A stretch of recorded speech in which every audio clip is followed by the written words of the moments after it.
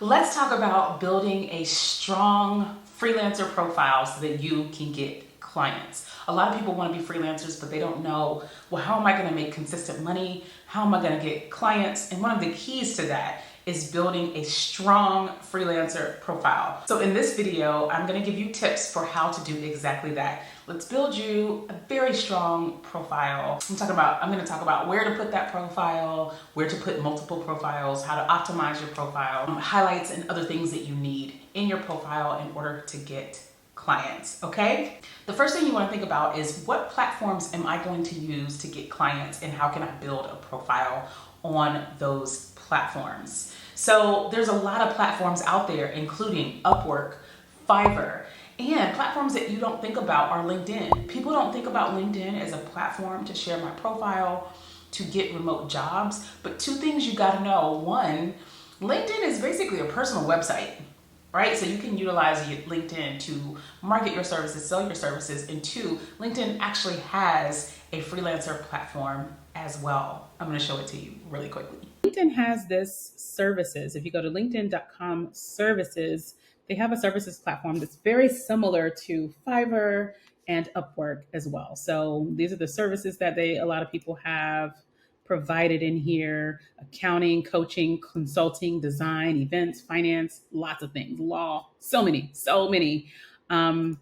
If you go to, it talks about how it works, but if you keep scrolling, it says, are you a provider? Grow your business with a free service page.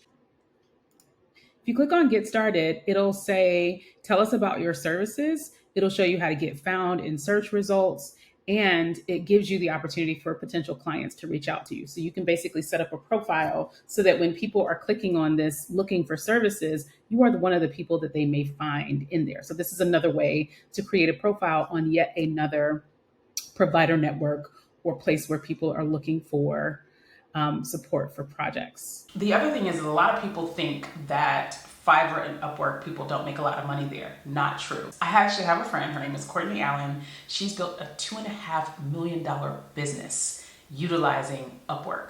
Not joking. We're actually doing a fireside chat interviewing her on how she was able to build a multi-million-dollar business starting out as a freelancer on Upwork. That interview is on February 20th. If you are watching this before February 20th, go to the description box and there will be a link for you to register for this event. It's free to the public. If you're watching this after February 20th, the replay is only available to our paid community members, but you can join the community at any time. There's a link in the description box to join the community also.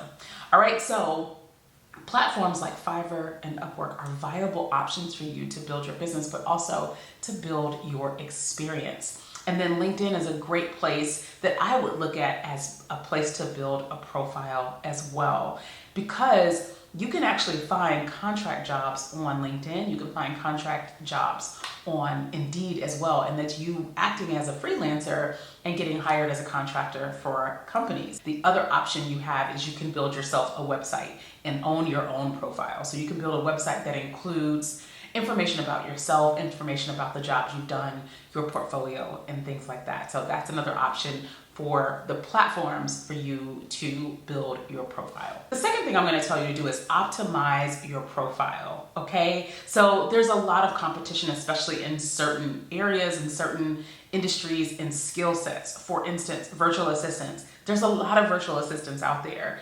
Social media marketing and social media ads. There are a lot of freelancers out there in that space. So you've got to optimize your profile and put things in your profile that are, one, thorough, right? I understand what your service is, what your skill set, what your experience is, and that make you stand out from other people. I want to give you an example. When I went to go hire someone to do social media advertising, the person that I actually selected, he had everything in his profile that was needed, right? He talked about what services he provides. He talked about his skills and experience. He shared some of the companies that he's worked for. But what set him above the rest is that he had explainer videos on his profile that broke down some of the campaigns that he has built for clients. And he used it in sort of an educational way to educate the audience, me, on how ads work.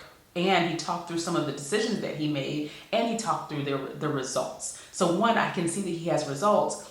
Two, I can see his level of expertise because he's explaining this to me, right? And three, he's got something that I've not seen on other profiles. And so what you want to do to optimize your profile is one, include your portfolio. Make sure you include your portfolio. I'm going to tell you, not a lot of people do that. Not a lot of people actually include their work. And if you are a project manager or something like that, and you're like, how do I have a portfolio? Portfolios are for creatives. The truth is, portfolios are for anybody. You could create a page or a one-pager that talks about the projects that you've done and the accomplishments that you've had.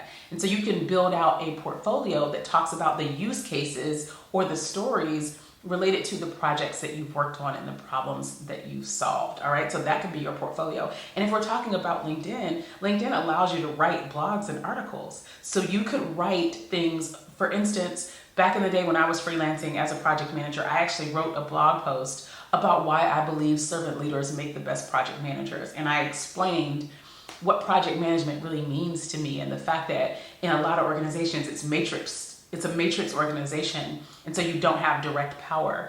And so you gain power by being a servant leader.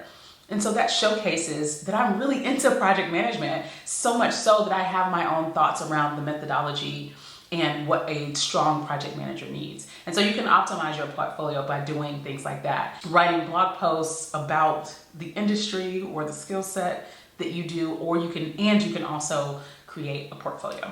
Third thing I'm going to tell you to do is get experience and make sure you are sharing the experience. I talked about building a portfolio and I talked about use cases from previous experience, but some of you don't necessarily have experience. Maybe you are transitioning into being a freelancer and into this skill set. What I would encourage you to do is start with the people that you currently know, the people that are in your network. You might be surprised that folks actually do need your help and need your expertise. So one of the things that I did when I was moving into being a freelancer as a project manager is I reached out to my friends to see if anyone needed help putting together projects. And turned out I had a lot of friends who needed help. I had one friend who had to put together a one-pager for a project plan and he just didn't have time to do it. And so I did that for him. Boom, that counts as experience. Now I can put that in my portfolio. I had another friend who was writing children's books who needed someone to put together a project plan to get those children's books written. I had another friend who was launching a hair care line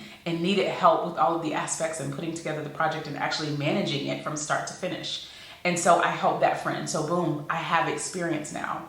So it can be, your experience doesn't necessarily have to be full-blown projects or 6 months long or a year long things, but reach out to your friends to find out if there's something that you can do for them. And don't discount the work that you do as a volunteer. So let's say that you are the class parent and you decided to help put together an event for your class or a fundraiser for your class or a pizza party for your class, whatever that is a project. That is an actual project. And so write that down as a project and talk about it from a standpoint of the things that you did to make that happen. It's a little bit easier for creatives, and I'm harping on project management because I think that's one of the areas where people don't believe they can really show their work or create portfolios. Another thing that you could do for your portfolio is create a project plan. You can also generate your own projects, right? So what if you have had to do renovations on your house? That's a project as well. So build out a project plan for that and talk about the use case there. The next thing that you want to have in your portfolio to make it strong is client testimonials. So if you've done Fiverr or Upwork or sites like that, it's going to ask the person who hired you to leave a review. But also if you're setting up a profile on LinkedIn, you can always reach out to people and ask for recommendations. It could be someone that you've worked with, it could be someone that you volunteered with, but reach out to them and ask for recommendations. And then if you're doing this more informally, as I did with my friends, you can reach out to them and say, hey, I know I put together this one pager for you. Would you mind writing a testimonial for me that I can include in my profile? Those are some of the ways that you can make your profile kind of float to the top and have people really focus and pay attention to what your services are and what you provide, and it can bubble you up to the top of the pile when people are trying to select freelancers. Freelancing is a really great and viable way to remote work, and when people are trying to decide when to work, a lot of people want to work in the afternoon and the evening. Some people just want to work 4 days a week. And mainly, a lot of people want to be able to truly work from anywhere, and they mean anywhere. Like if there's an internet connection on Mars, I want to be able to work from Mars if I choose to. And people want that level of empowerment. And so freelancing is really a great option for that. And I think we're going to see a lot of people move into freelancing this year. And it's not something that you have to fully jump into. If it's something that you're afraid of because you want steady and consistent and predictable income, or you want healthcare benefits, those are the things that you are most concerned about. Those are things that can be figured out. But in the meantime, you can start freelancing as a side hustle so that you can build this profile, so that you can get these client testimonials, and so that you can have the time to research, or how am I going to manage my taxes, and how am I going to manage health insurance? And then you can also start to get more consistent income as well. So don't run from freelancing. Just think about the things that you need to do to optimize your profile. And if you're stuck on, I don't even know what to do as a freelancer, I don't even know what services I could use to actually get paid to be a freelancer, I actually have a video on finding the skill sets that you can use to freelance. I've got a couple of tips in there on how you can get creative and find the skills that you can use to freelance. And if you're also just worried about, I don't know much about freelancing, I have another video on the benefits and challenges of freelancing as well, where I break down why it's great, but also what are the challenges you're going to face as a freelancer. And quite a few other videos about freelancing as well I will put in the description box. I hope this was helpful. If it was, do me a favor, go ahead and like the video so that other people know that this is helpful information, and subscribe, turn on alerts so that you get notified whenever I post new content. And I will see you in the next video.